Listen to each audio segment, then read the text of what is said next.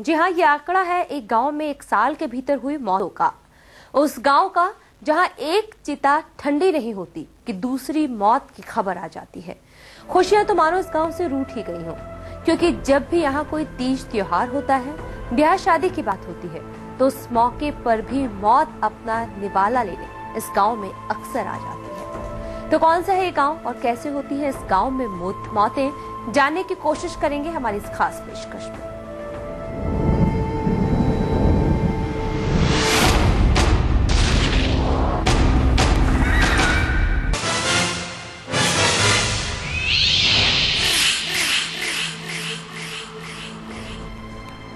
साल भर के भीतर 56 मौतें हो गई हैं एक ही गांव में। शायद ही ऐसा कोई हफ्ता बीता हो जब किसी अनहोनी की खबर ना आई हो।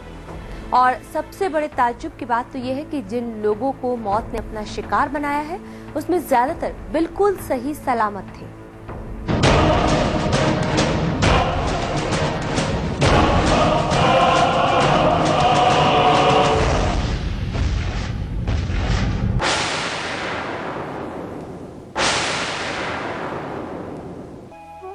इंदौर के सबसे समृद्ध गांव में से एक भिचौली हप्सी गांव, जहां पिछले एक साल से पसरा है मातम।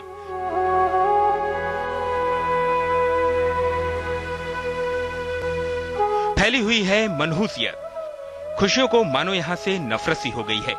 जी हां, 1500 की आबादी वाले इस गांव के लोगों की आंखें लाल ही रहती हैं, क्योंकि यहां बसेरा बना लिया है मौत ने।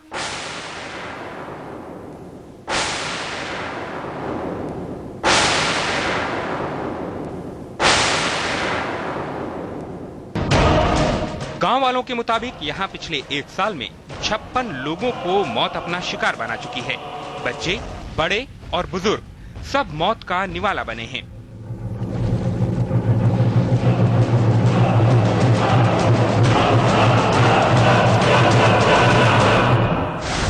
इनमें से ज्यादातर लोग बिल्कुल सही सलामत हालत में ही काल के मुंह में समाये हैं। सब अचानक, ऐसा तो है ही नहीं कि वो किसी को क्या। वो राम प्रसाद जी का एकदम यहाँ बैठे बैठे सर दुखने लगा और ब्रेन हेमरेज हो गया। गांव के हालात ये हैं कि एक मौत के क्रियाकर्म पूरे नहीं होते कि दूसरी चिता तैयार करनी पड़ जाती है। शादी का मंडप हो या फिर किसी मौत की 13वीं, हर जगह मौत ने किसी न किसी को निशाना बनाया है।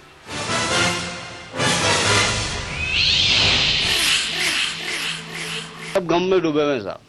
यहाँ गांव के लोग एक साल से एक वर्ष हो चुका है। यहाँ के गांव के हर नागरिक के, हर समाज, मतलब समाज के और हर परिवार में आज तक आंखें किसी की लाल ही रही है, मतलब आंसू टपकते रहे सभी के। भिचौली हप्सी गांव में न तो मौत किसी एक खास समाज के लोगों के यहाँ हुई है, न ही गांव में किसी गंभीर बीमारी का प्रकोप है। ऐसे में लोगों के काल के गाल में समाने की वजह क्या है, फिलहाल कोई नहीं जानता। मौत को ये कब, किसे और कहां आ जाए, इस बात का कोई भरोसा नहीं।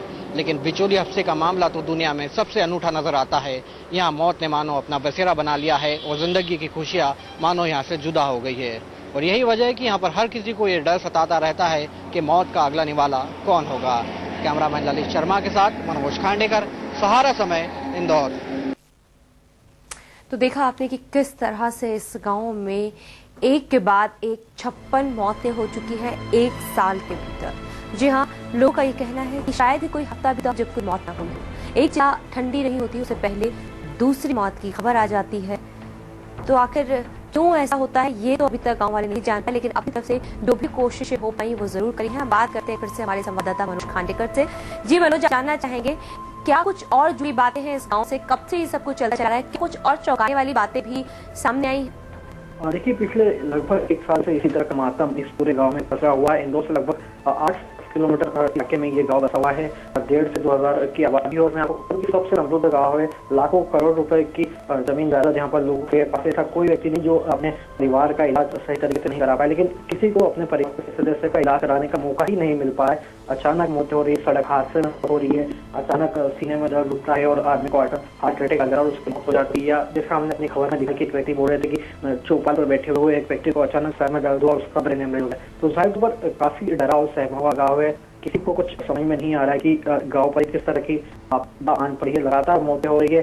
हालत है कि गांव के हर घर में इस वक्त मौत का मातम है, समझ में नहीं आ रहा है। तो इस तरह परेशान है कि रिश्तेदारों में भी इस तरह की बात उठने लगी कि इस गांव पर किस तरह का प्रकोप है, क्योंकि गांव में चूंकि आपस में काफी रिश्तेदारी रही, तो लगातार रिश्तेदार भी इस गांव में आकर अब ये कहने लगे कि हम कितनी मरतबा अपना सारा काम का छोड़कर यहाँ पर आएंगे। इस कदर गांव के हालत बिगड़ चुके हैं। लोगों के चेहरे पर साफ तौर पर देख सकते हैं कि किसी तरह की कोई खुशियां नहीं है, कोई उत्साह यहाँ पर जिंदगी में नजर नहीं आ रहा है। जी मनोज, अगर हम बात करें अब तक 156 मौतें हो चुकी हैं, तो ज्यादा से ज्यादा मैक्सिमम 2 व्यक्तियों की मृत्यु के बीच कितना समय रहा? देखिए 15 दिनों के भीतर ही मौतें हुई। अमूमन ज्यादातर ऐसा हुई कि किसी परिवार में मौत, उसके बाद जो 13वीं की रस्म होती है वह पूरी न हो पाए उसके पहले ही दूसरी मौत हो रही है। तो अमूमन 15 दिनों के भीतर ही दूसरी मौत इस गांव में ज्यादातर रिकॉर्ड की गई है, और केवल 2 या 3 ऐसे बच्चे जो उम्रदराज थे और जिनकी मौत पर किसी को आश्चर्य नहीं। इसके अलावा बाकी तमाम लोग, हम 50 से ज्यादा लोग की बात करें तो अधिकांश लोग इतने तंदुरुस्त थे, इतने बीमारी से किसी तरह के ग्रस्त नहीं थे, उनकी मौत से गाँव स्तब्ध है। हाल में लगभग 1 सप्ताह पहले गाँव में की हुआ की मौत हुई, वो ओमकारेश्वर में गया था, वहाँ सड़क हादसे में उसकी मौत हो गई। तो अब गाँव का इस कदर हैवी थे ग्रामीण वहाँ पर कि रात को किसी का फोन आता है, किसी की कोई सूचना दी, तो सबसे पहले मन में यही आशंका होती कि क्या फिर कोई हादसा हो गया। जी मनोज, हम आगे भी आपसे जानकारी लेते रहेंगे इस बारे में और अपने दर्शकों को बता दें कि अभी बहुत कुछ आपको बताएंगे इस खास पेशकश में। अब तक 56 मौत हो चुकी है एक गांव में, एक के बाद एक मौत की घटनाएं बढ़ती चली जा रही हैं, होती ही चली जा रही है। कारण अभी तक किसी को कोई समझ नहीं आ पाया है, और ज्यादातर मौतें उन लोगों की हुई है जिनका मरने का कोई वक्त भी नहीं था, यानी कि ब्रेन हैमरेज हुआ या हार्ट अटैक हुआ या सड़क हादसा हुआ, इस तरह की घटनाओं से मौत हो रही है। उम्र दराज बहुत कम लोग थे। बाकी छोटे से ब्रेक का है, लेकिन आप कहीं मत जाइएगा। ब्रेक के बाद हम बहुत जल्द लौटेंगे और इस खास पेशकश में अभी आपको बहुत कुछ बताएंगे।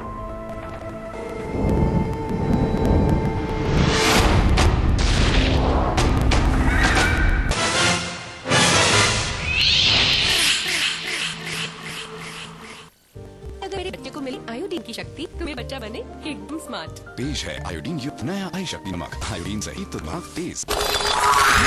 अद्भुत, अनोखा, अनूठा की खबर ही आई है। काम पर गया घर का सदस्य जब तक वापस ना आ जाए तब तक घर वाले उसकी सलामती की दुआ ही करते रहते हैं।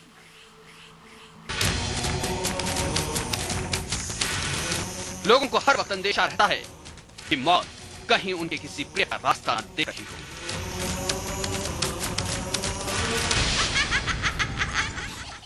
जैसे जिसके धंधे पे बोझ है उसको तो डर है, लेकिन अब तो बच्चों को भी डर लगता है, क्योंकि वो तो देखते हैं ना, मौत देखते हैं आए दिन मौत, आए दिन मौत, डर तो लगता है। मौत की नजर से बचने की गांव वालों ने कोशिशें भी बहुत की हैं। गांव का मरघट पहले नहरमुखी था, उसे अब बदल कर गौमुखी कर दिया गया है। चिता जलाने की जगह भी बदल दी गई। इसके अलावा आसपास के पंडितों ने जो सलाह दी उस पर भी गांव वालों ने अमल किया, मगर अभी तक नतीजा कुछ नहीं। पंडित जी उनसे पूछ के, सबसे पूछ के पूरे गांव के लोग जाके और मिलके आए उनसे, और उन सब ने बताया कि पूजा पाठ करवाओ, पूरे गांव में जो भी धूप ध्यान करवाओ, ये सब हम मिलके कर रहे हैं।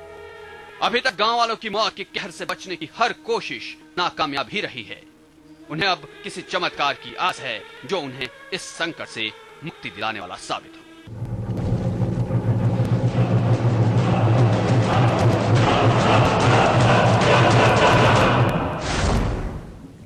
मनोज खांडेकर, सहारा समय, इंदौर।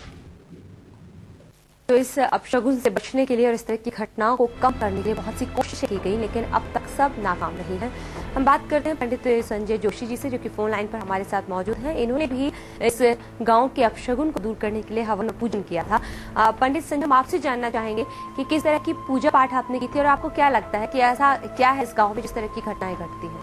इस गाँव में जी क्या है कि प्रेत आत्मा का निवास है जी, और वो प्रेत आत्मा गांव वाले को परेशान कर रही है जी। उसके लिए मैंने गांव में शांति का आह्वान किया, शांति के लिए बतलाया गया है पटेल साहब को, और वो उसके लिए एग्री हुआ है जी। नमस्कार। जी पंडित जी, एक बात और आपसे जानना चाहेंगे, लेकिन यहाँ पर ऐसा भी हुआ है कि इस गांव के बाहर भी अगर कोई गांव का व्यक्ति है, जैसे एक लड़का ओंकारेश्वर गया था, लौटते वक्त हादसे में मौत हुई, तो वो गांव में नहीं था, उसके बावजूद उसके साथ ऐसा हुआ? ये हुआ जी, जो आत्मा है वहाँ पे जी, उस आत्मा की वजह से जी वहाँ पर ये गए और वो परेशान हुआ जी। वहाँ वो आत्मा भयंकर है जो आदमी को सुखी रहने नहीं देती है। तो जिस तरह का आपने समाधान किया है, अब कुछ निवारण हो पाएगा? आपको क्या लगता है इस पूजा पाठ हवन का कोई फायदा होगा? बिल्कुल 101%। जी, तो आपने हवन कब किया है? हाँ? हवन कब आपने किया है? हवन एक तो कर दिया पहले, और अब एक हवन होगा आश्विन में यानी 9 अक्टूबर में। जी, यानी कि एक ये प्रक्रिया है, एक हवन पहले हो गया, एक बाद में होगा, और इसके बाद कुछ ना कुछ फल जरूर मिलेगा। अच्छा, बिल्कुल मिलेगा। पंडित जी, एक बात और जानना चाहेंगे, कई बार देखा जाता है और ये सुना जाता है कि अगर किसी खास नक्षत्र में किसी व्यक्ति की मौत हो जाती है तो उसके बाद 4-5 मौतें होना निश्चित है। क्या इस तरीके की भी कोई बात इस गांव में देखने को मिलती है कि किसी खास नक्षत्र में किसी की मृत्यु हुई और उसके बाद ये सिलसिला बड़ा हो? उसका ऐसा नियम है जी कि निष्ठा से रेवती तक पंचक माने जाते हैं जी। वो पंचक 4 प्रकार के होते हैं, 2 पंचक, भय पंचक, अग्नि पंचक और मृत्यु पंचक। जब मृत्यु पंचक का योग आ जाता है उस समय और ये नक्षत्र होते हैं तो निश्चित ही 5 मृत्यु होती ही है जी। ये शास्त्र का मत है संहिता का जी। तो क्या ऐसा तो नहीं है कि जो गांव वालों की मौत होती हो वो इसी पंचक में होती हो? बड़ी सिलसिला नहीं है, वो शुरू में हुआ होगा जी, ऐसा थोड़ी है, वो तो हर बार ऐसा आता है जी।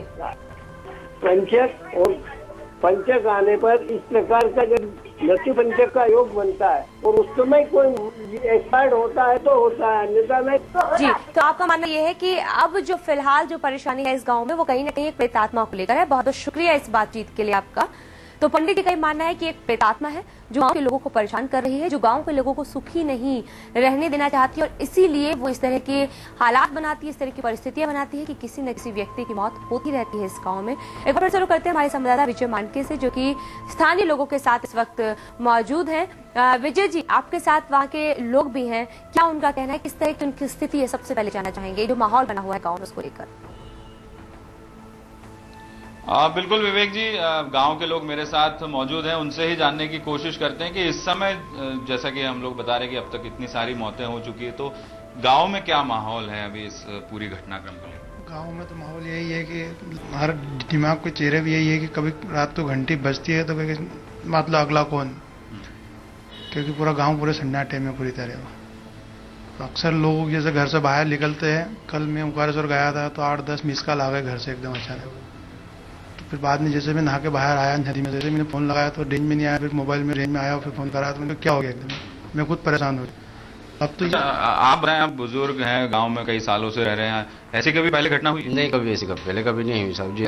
इस वर्ष जो हुई है अभी 8 महीने से जो हो रही है, अभी तक ऐसी कोई मौतें नहीं हुई। हर आदमी को डर भरा हुआ है इस बात का। और शहर में क्या है कि कोई पड़ोसी अगर गुजर जाता है तो तीसरे के बाद में सब अपने काम धंधे से दुकान खोल लेते हैं, अपने काम धंधे से लग जाते हैं। लेकिन देहात है, गांव में ऐसा नहीं होता। गांव में क्या है कि उस 15 दिन 13 दिन तक कोई भी गांव का 500 घर है तो हर आदमी, हर बच्चा, हर बहन उनके जो मरते हैं उनके घर पे जाते, सुबह जाते हैं, शाम को जाते, 2 टाइम जाते हैं, अपना काम धंधा बंद कर देते हैं और सब उसमें शौक में रह जाते होते हैं ऐसा। तो हर 13वां होता है और उसके बाद फिर कोई ना कोई स्वर्गीय हो जाता है।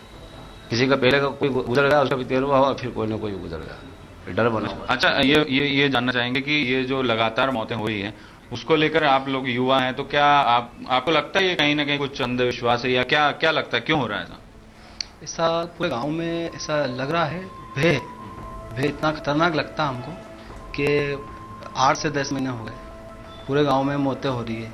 तो कोई बच्चे है, कोई बुजुर्ग है, तो हमको वहाँ हम एक हमारे भमरासलाल पंडित जी है, उनके पास पूरे गाँव वाले मिल के गए थे, 5-10 लोग।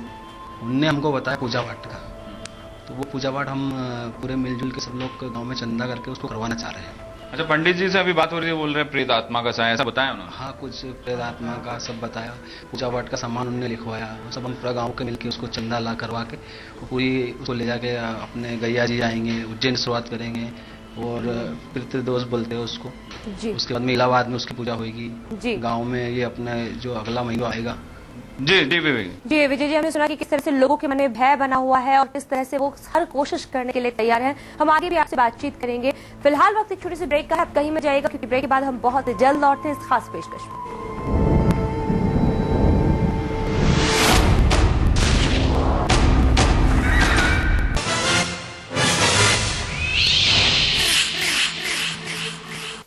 प्रदेश की चिकित्सा शिक्षा के बारे में कहा जा सकता है कि उसे खुद इलाज की जरूरत है। प्राइवेट मेडिकल कॉलेज वाले वो रातों रात अपने टीचिंग स्टाफ की व्यवस्था कर लेते हैं। वो साल में एक भी एमटीआई का राउंड नहीं हुआ है। 3 साल हो गए, 3 साल में हम 2 बार मुख्यमंत्री से मिल चुके हैं, करीब कई बार हम चिकित्सा शिक्षा मंत्री से मिल चुके हैं। आज की सब वो ये है कि हमारे पास स्टाफ की कमी है। तो मान्यता नहीं है तो ना हम सरकारी जॉब कर सकते हैं ना प्राइवेट कर सकते हैं, हम कहीं की नहीं है।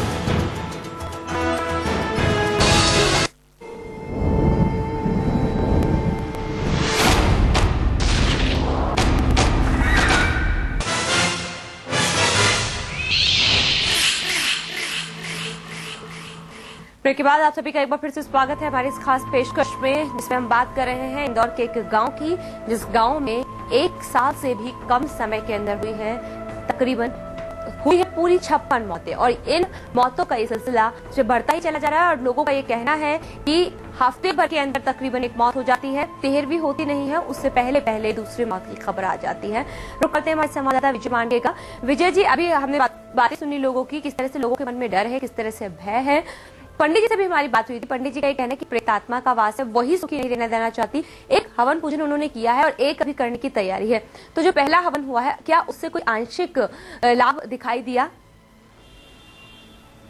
बिल्कुल, आप बताएं कि जो अभी एक हवन कर चुके हैं पंडित जी, तो उससे कुछ लाभ दिखाई दिया आप लोगों को? अभी तक तो कोई लाभ प्राप्त नहीं हुआ है, पर जो लोग अलग अलग राय हमें दे रहे हैं, सलाह दे रहे हैं अपनी, हम उस पर अमल कर रहे हैं, कोशिश कर रहे हैं कुछ नया करने की कि इससे बंद हो, उससे बंद हो। जैसे मरगट का जो डोर था, जो अभी पहले नारमुखी बोलते थे कि बोले नारमुखी हो सकता है, इस वजह से काल सभी लोगों को अपनी ओर खींच रहा है, तो हमने उसको तोड़ के गौमुखी करने के लिए उसका दूसरा द्वार भी बनाया तोड़ के अभी। और फिर उसका जहाँ पर चिता को जलाते थे हम लास्ट टाइम तक, अब उस चिता को वहां न जलाकर नए स्पेस पे जला रहे हैं ताकि इससे ये बंद हो। मतलब काफी प्रयास किए हैं, आप बताएं और किस तरीके से आगे प्रयास किए जाने? इसके लिए अभी पंडित जी से पूछा था हमने कि, तो उन्होंने बताया कि ये सब पूजा देव जो भादवा महीने में देव आती है, वो उज्जैन होती है, जो रात का काम बोलते हैं जिसको दत्त अखाड़े पे होती है, वो करवाना है। इसके बाद उन्होंने बोला कि गया जी जाओ, पितृदोष है तुम्हारे पूरे गाँव के ऊपर या किसी का पालिया है जी, तो उसके लिए हमने पूरे गांव के इकट्ठे होके वो पितृदोष के लिए भी उसका कर रहे हैं। मगर जिसको नहीं जाना था वो भी चले गए, जैसे समाज जी। विजय जी, बिल्कुल हमने सुना कि किस तरीके से यहाँ लोग बता रहे हैं कि सारे उपाय वो कर रहे हैं और बाकी जो उपाय बचे हैं उन्हें भी करने की तैयारी कर रहे हैं, किसी भी तरह से वो इस विपदा से मुक्ति चाहते हैं। बहुत बहुत शुक्रिया विजय जी आपका इस बातचीत के लिए। और अब हम लोग डॉक्टर अमिताभ गोयल का वरिष्ठ डॉक्टर है, उनसे जानते हैं कि क्या इसका कोई मनोवैज्ञानिक पहलू भी हो सकता है। डॉक्टर अमिताभ, सबसे पहले आपका स्वागत हम करना चाहेंगे। नमस्कार मैडम। जी नमस्कार। डॉक्टर साहब, एक गाँव है, 8-10 महीने हुए हैं, 56 मौतें हो गई है, एक के बाद एक मौत हो रही है और ऐसी मौतें हुई है जो लोगों को उम्मीद भी नहीं थी। अच्छा खासा व्यक्ति बैठा है, किसी को ब्रेन हैमरेज हुआ तो किसी का हार्ट अटैक हुआ, कोई सड़क हादसे में मर गया। तो क्या आपको लगता है कि क्या, हालांकि गांव वाले बोलते हैं कि प्रेतात्मा का वास है, पर हम जानना चाहेंगे कोई मनोवैज्ञानिक पहलू है इसका? मैडम, जो मेरा पर्सनल व्यू है, जो मेरा व्यक्तिगत वो विचार रहेगा इस पे जी, कि अगर इस तरह से कोई मौत हो रही है तो इसमें हम सबसे पहले क्या किसी डेड बॉडी की हमने पोस्टमार्टम किया है क्या जी, नंबर 1।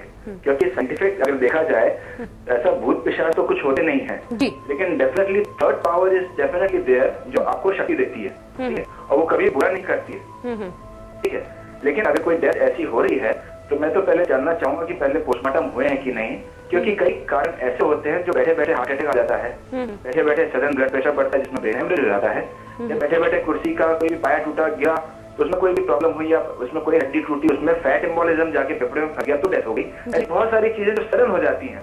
डॉक्टर अमिताभ, कई बार ये भी देखा गया है कि जब कोई व्यक्ति इस तरह के माहौल में जाता है तो वहाँ सब कुछ देखने के बाद भी वो चीजें उस पर हावी हो जाती हैं, या फिर मनोवैज्ञानिक रूप से ये बात दिमाग में बैठ गई हो कि अभी किसी की भी मौत आ सकती है, तो ये भय जिसके अंदर ज्यादा हावी हो जाए उसके साथ ऐसा कोई हादसा हो सकता है। वो भय एक मनोवैज्ञानिक तरीके से उसका उस व्यक्ति के मन में आ जाए, लेकिन साइंटिफिक देखा जाए तो ऐसा नहीं हो सकता। लेकिन डेफिनेटली हम भी, मैं एक सर्जन हूँ, मैं थर्ड पावर पे जरूर विश्वास रखता हूँ, क्योंकि जब हम सर्जरी करते हैं हमारे साथ एक थर्ड पावर जरूर रहती है जो कि कभी बुरा नहीं करती है जी। ऐसा मैं नहीं जानता कि कोई ऐसा कुछ बुरा करे कि किसी की डेथ जी। डॉक्टर साहब, बहुत बहुत धन्यवाद आपका इस बातचीत के लिए। डॉक्टर्स मानते हैं कि एक थर्ड पावर होती है लेकिन वो बुरा नहीं करती है, लेकिन इस गांव में ये हादसे क्यों हो रहे हैं इसके लिए पोस्टमार्टम की बात कहते हैं कि पहले वो होना चाहिए, तब कहीं जाकर एक वैज्ञानिक पहलू सामने आ सकता है। समय स्पेशल में फिलहाल इतना ही। देश दुनिया की खबरों के लिए आप देखते रहिए सहारा समय।